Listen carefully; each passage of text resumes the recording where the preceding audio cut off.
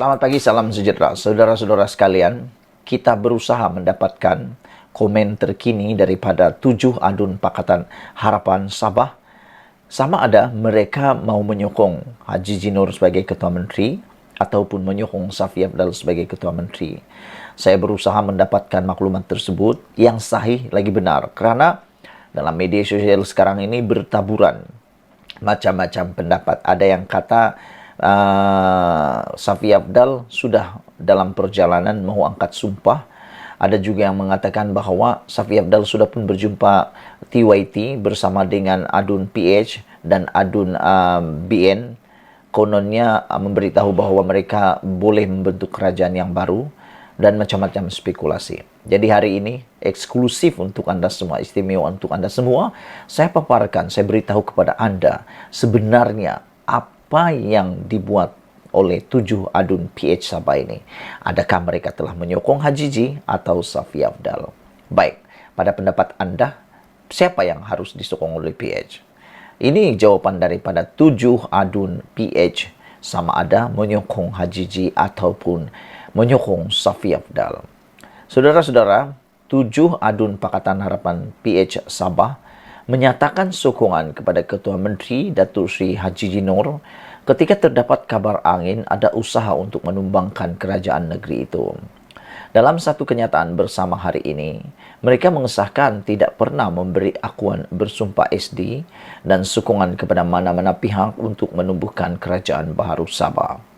7 adun PH tersebut ialah Datuk Christian Liu Api-Api, Datuk Pun Ming Fung Tanjung Papat, Datuk Iwan Benedict Kadamayan, Pong Jin Ze Luyang, Jenny Lasimbang Kepayan, Tan Li Fat Likas dan Peto Galim Inanam. Kami memerhati dengan serius perkembangan politik di Sabah dan telah mengadakan perbincangan sesama adun PH Sabah seramai 7 orang. Kami memaklumkan tidak memberi akuan bersumpah bagi menyokong mana-mana pihak selepas 2020, kata mereka.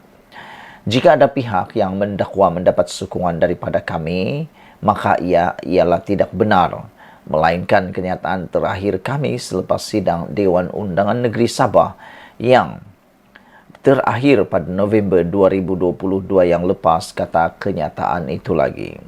Katanya mereka juga menyatakan pendirian dan keputusan secara en blok untuk memastikan kestabilan politik Sabah dibina agar takbir urus pembangunan dan perkhidmatan kepada rakyat dapat dilaksanakan dengan lancar. Pada November lalu, PH Sabah menyatakan mereka akan memberi sokongan penuh kepada Haji Ji yang juga pengerusi Gabungan Rakyat Sabah GRS untuk terus menerajui kerajaan negeri hingga habis tempoh penggal DUN. Terdahulu, timbul desas-desus di media sosial yang mengatakan kerajaan Sabah pimpinan Haji Ji bakal tumbang. Bagaimanapun, beberapa pemimpin GRS tampil menafikan perkara itu dan menyifatkan kabar angin berkenaan hanya bertujuan menjadikan keadaan politik Sabah tidak stabil. Dalam perkembangan yang sama, Ketua Penerangan GRS, Johnston Bangkuai, menegaskan sebarang cubaan mana-mana pihak untuk mengambil alih kerajaan harus menunggu sehingga pilihan raya akan datang. Kenapa perlu menumbangkan kerajaan pada ketika kita harus fokus kepada usaha membangunkan negeri, kata beliau.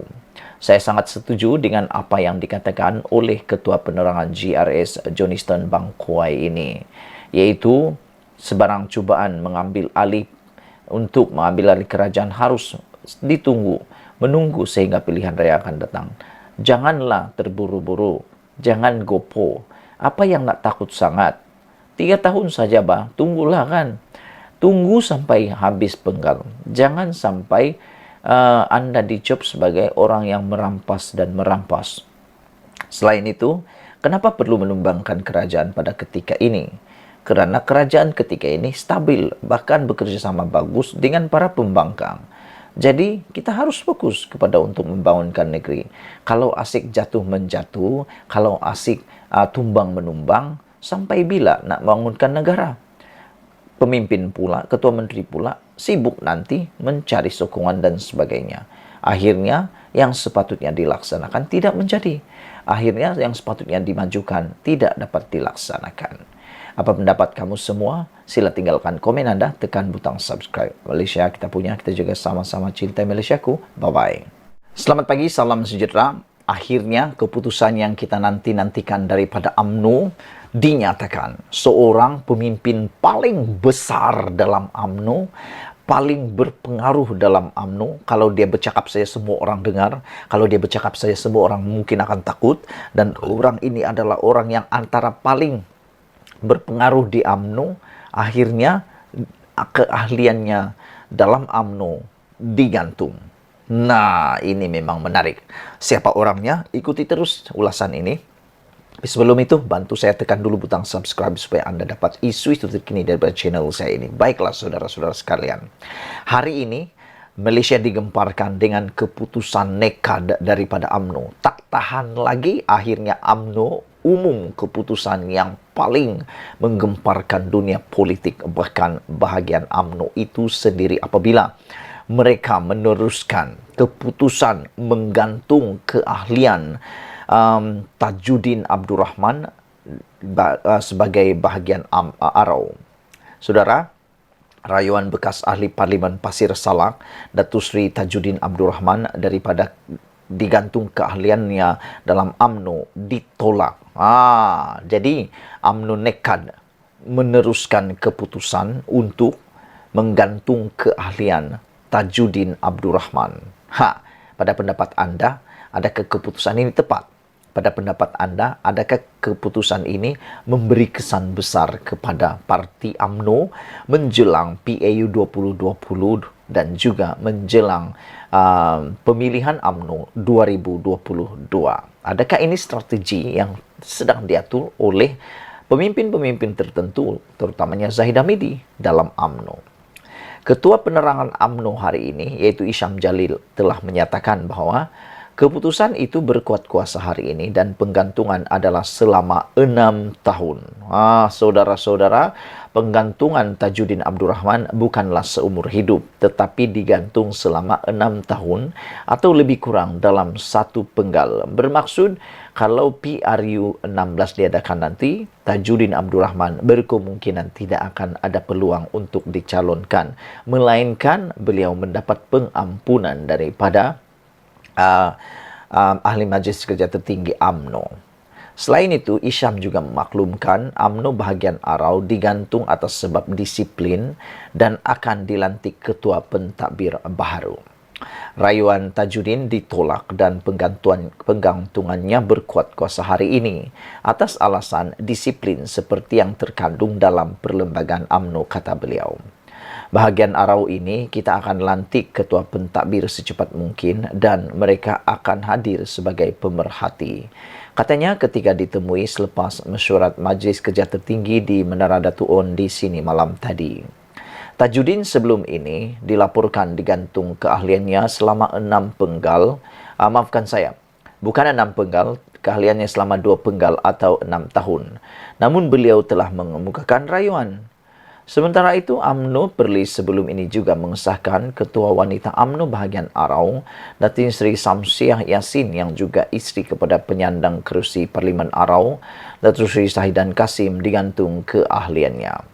Sebelum itu, Sahidan turut disingkir daripada jawatan pengurusi perhubungan UMNO Perlis dan digantikan dengan Datuk Seri Azlan Man. Dalam perkembangan lain, Isham turut menjelaskan mesyuarat pada malam ini hanya menyentuh perjalanan Perhimpunan Agung UMNO PAU yang bermula 11 Januari ini. Kita bincang perjalanan PAU secara asasnya. Ada 2,738 perwakilan. Pertambahan 182 perwakilan kali ini jelasnya. Beliau berkata dalam mesyuarat berkenaan tidak membincangkan mengenai jemputan kepada Pakatan Harapan PH untuk menghadiri PAU. Saudara-saudara sekalian, untuk bercakap tentang jemputan kepada PH untuk menghadiri PAU, ini mempunyai kesan buruk dan kesan baik sekiranya mereka menjemput. Kerana dari segi baiknya, kita akan melihat kerjasama sejarah politik yang akan dibentuk kali pertama dalam Malaysia. Tapi dari segi buruknya pula, ini mungkin akan membuatkan akar umbi UMNO akan lebih marah. Jadi dua-duanya ada kebaikan, ada keburukan. Terpulang pada mereka, mau jemput atau tidak. Tetapi biasanya kalau Anwar Ibrahim dijemput sebagai Perdana Menteri dan merasmikan PAU itu, saya pikir ini satu lonjakan baru dalam politik Malaysia. Sekian dulu untuk kali ini. Jangan lupa ikuti terus ulasan selepas ini.